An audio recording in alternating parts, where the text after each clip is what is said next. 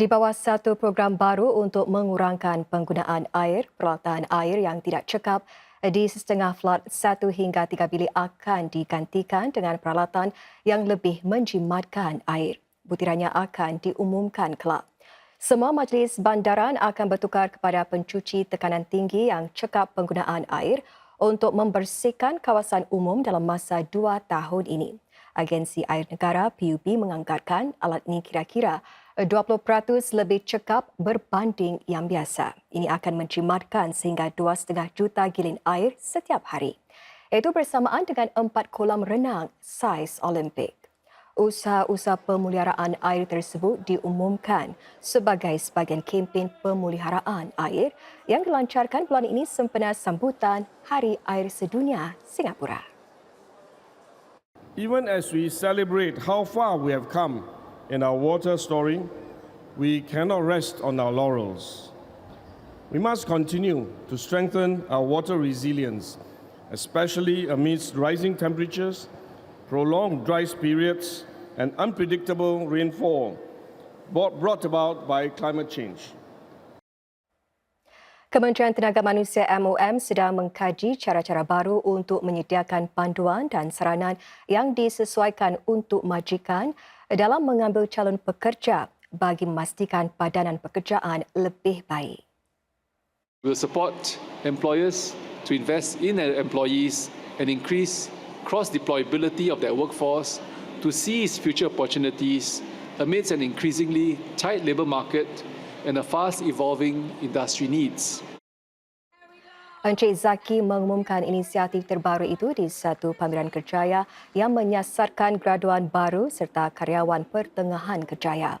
Acara tahun ini memberi tumpuan kepada 3 tema, memberi maklumat mendalam mengenai kerjaya berkaitan teknologi, meneroka peranan pekerjaan dalam sektor jagaan kesihatan dan khidmat sosial serta peluang-peluang dalam ruang pembangunan mampan.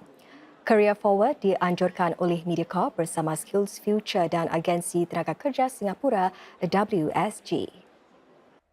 Permohonan untuk program yang menyokong golongan penjaga bergaji rendah mula dibuka pada pertengahan April ini. Inisiatif Kongres Kesatuan Sekerja Kebangsaan NTUC itu bertujuan meringankan tekanan kos sara hidup yang dihadapi para penjaga sedemikian. Dengan dana $5.4 juta diperuntukkan bagi 3 tahun akan datang.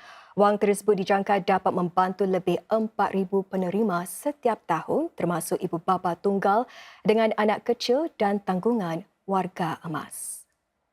NTUC understands the challenges faced by our caregivers. They have to juggle their caregiving responsibilities on the one hand, on the other hand, their professional duties. Through the NTUC 5.4 million Care Fund caregiver support, we hope to provide meaningful support to help them better balance work and caregiving. Encik Eng berkongsi perkembangan tersebut di acara meraikan Hari Wanita Antarabangsa. Ia dianjurkan bersama oleh NTUC dan Sayap Wanita PAP. Lebih 1,000 orang mengambil bahagian dalam pelbagai kegiatan termasuk acara berjalan kaki dari taman di pesisiran ke pusat NTUC. Terdapat juga sesi perbincangan panel bagi memperkasa golongan wanita. Menggalakkan lebih ramai rakyat Singapura supaya menyumbang kemahiran mereka di bawah satu program baru Pasukan Polis Singapura SPF. Program tersebut menawarkan menjadi sukarelawan yang fleksibel untuk menjadikan pengalamannya lebih mudah diakses. Jadi tidak kiralah sama ada anda mahu menyumbang sebagai seorang pemain muzik atau hos Facebook Live, SPF berharap anda akan tampil. Inisiatif tersebut dilancarkan ikuran hasil positif ujian perintis yang bermula pada November 2023. Sejak itu, 56 sukarelawan dipadankan dengan 16 peranan, termasuk jurulatih jenayah siber dan duta pameran bergerak.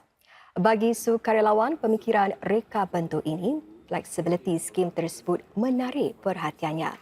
Encik Zahari Abu Talib boleh mengambil bahagian dalam program itu walaupun bekerja.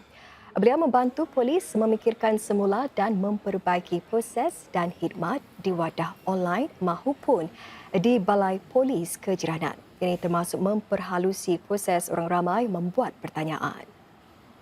Saya selalu percaya bahawa design thinking itu adalah satu skill yang amat penting untuk sesiapa pun.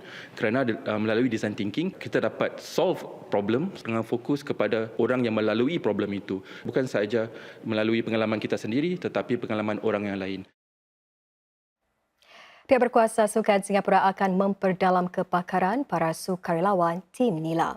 Ini sedang Singapura berminat untuk menganjurkan lebih banyak acara kesukanan bertaraf tinggi. Perdana Menteri Lawrence Wong mengumumkan demikian semasa meraihkan gerakan kesukarelawanan sukan itu yang meraihkan ulang tahun ke-10 tahun ini. Antara kepakaran yang mahu diperdalam lagi ialah bidang seperti pengurusan pertandingan sukan, pengurusan logistik dan penyelarasan tenaga manusia. Tim Nila kini mempunyai sekitar 50,000 sukarelawan yang menyumbang tenaga kepada 2,800 acara kesukanan. Hari ini ribuan daripada mereka berkumpul bagi meraihkan sedekat penubuhan dan kejayaan Tim Nila.